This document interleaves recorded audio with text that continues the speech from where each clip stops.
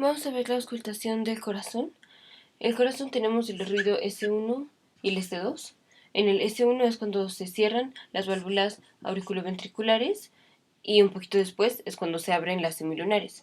Y en el S2 es cuando se cierran las semilunares y un poquito después del ruido S2 se abren las auriculoventriculares. Adicionalmente podemos tener un ruido S3 y un ruido S4. El S3 se escucha inmediatamente después del S2 y significa el paso de la sangre desde la aurícula hacia el ventrículo, pero hacia un ventrículo que está sobrellenado. O sea, aquí ya tiene mucha sangre y luego la aurícula todavía le está poniendo más sangre. Esto pasa exactamente cuando se abre la válvula auriculoventricular, o sea, es en el llenado rápido. Entonces, por eso S2, que es cuando se cierran las semilunares, un poquito después se abre la auriculoventricular y ahí se escucha. Entonces, S3 está muy pegadito a S2.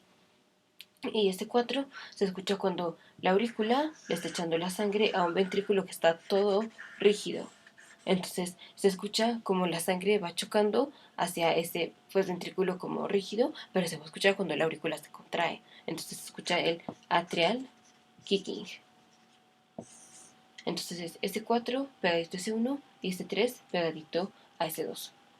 Esto se escucha el S3, o sea, si tenemos un ruido S3, se escucha como S1, S2, S3, entonces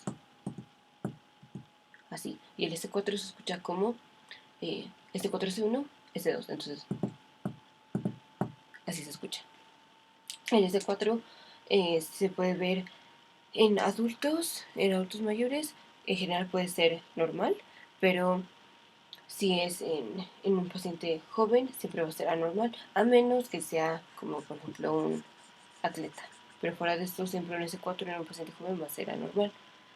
Y un S3 es al revés. El S3 es malo cuando se ven en pacientes grandes y condiciones que produzcan el S3 fisiológico puede ser, por ejemplo, en el embarazo, porque en el embarazo el volumen plasmático aumenta, entonces hay más volumen de sangre en el corazón, en el ventrículo, y cuando se abra pues, la válvula, pues va a sonar como choca en el llenado rápido.